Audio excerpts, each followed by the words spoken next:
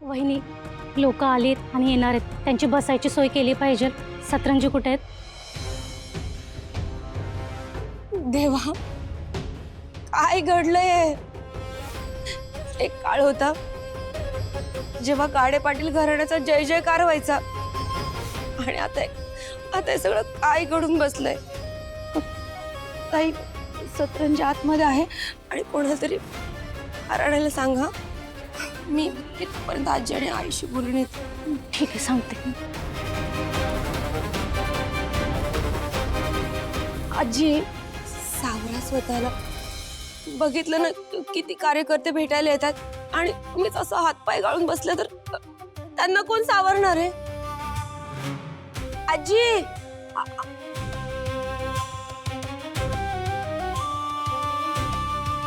अहो, तुम्ही जरा आजींकडे जा, मी सांभाळते आईने.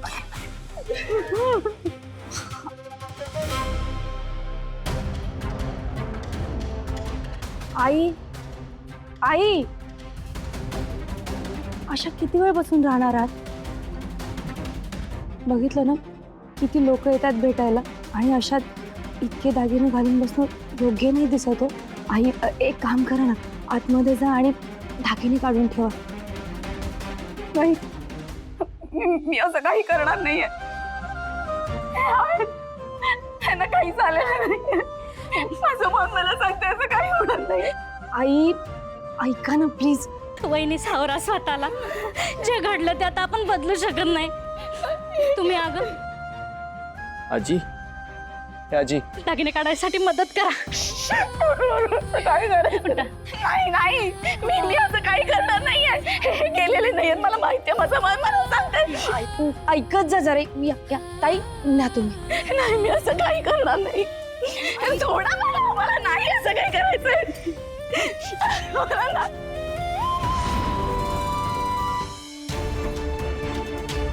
अरे, हे काय चाललंय लोकांचं?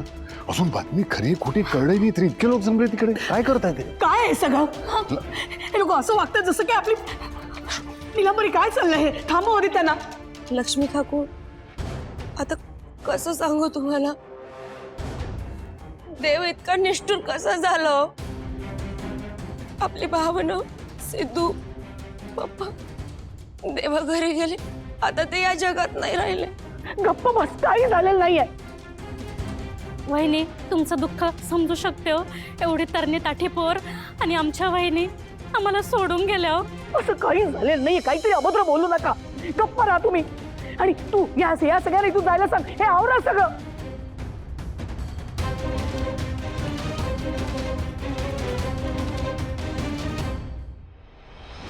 सॉरी दादा. हे काय तुमच्या हातात? अहो अहो, थांबा. हे काय तुमच्या हातात? जरा बघू मला. अहो, ते फोटो काढले तुम्ही तिघांचे. काय करताय? अहो, काय चाललंय? सांगा, काही बोला काहीतरी. दादा, हे सगळं करावंच लागतं. देवाने आमचा आधार तर हिरावून घेतला. कार्यकर्त्यांचं तर खूप प्रेम आहे हो साहेबांवर, सिद्धिराज दादावर आणि आपल्या भावना वहिनीवर. त्यांच्या प्रेमापोटीच तरी सगळी तयारी चालू आहे.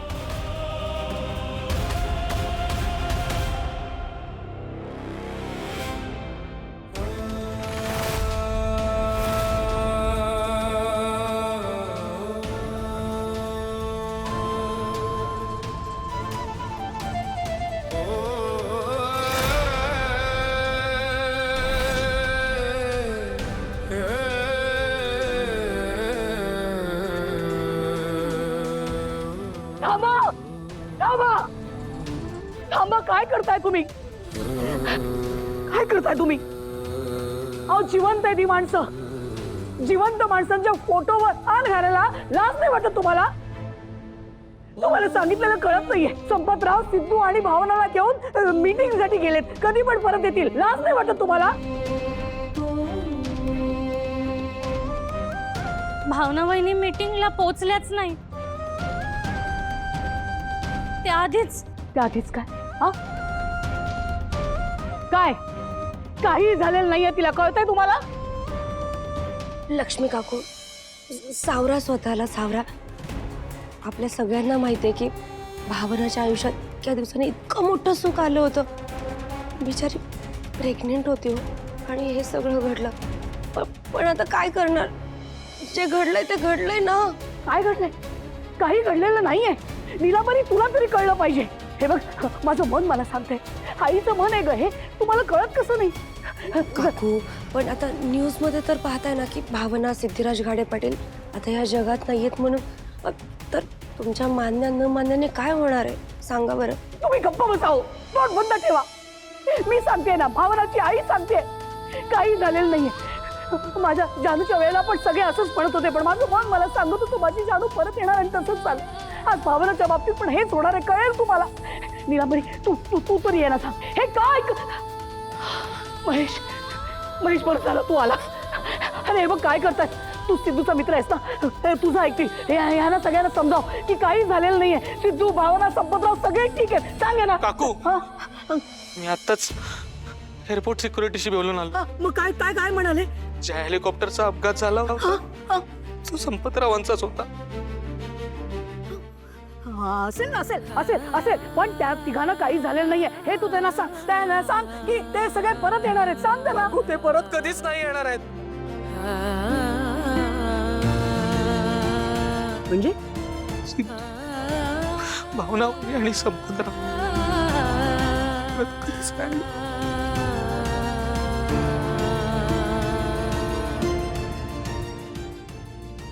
परत नाही येणार.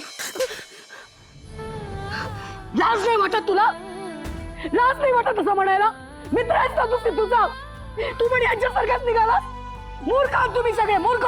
तिघही परत येतील, बघा तुम्ही, तिघही परत येतील. मी अगं लक्ष्मी थांब. अगं लक्ष्मी थांब, कुठे निघालीस तू अशी? कुठे निघाले म्हणजे?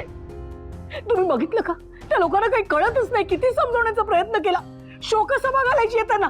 वेडे लोक आहेत तुम्ही, चला. लक्ष्मी ऐक माझं, हे बघ, हे जे काही चाललंय ते मलाही मान्य नाहीये, कारण बातमीची शहानिशा अजून झालीच नाहीये.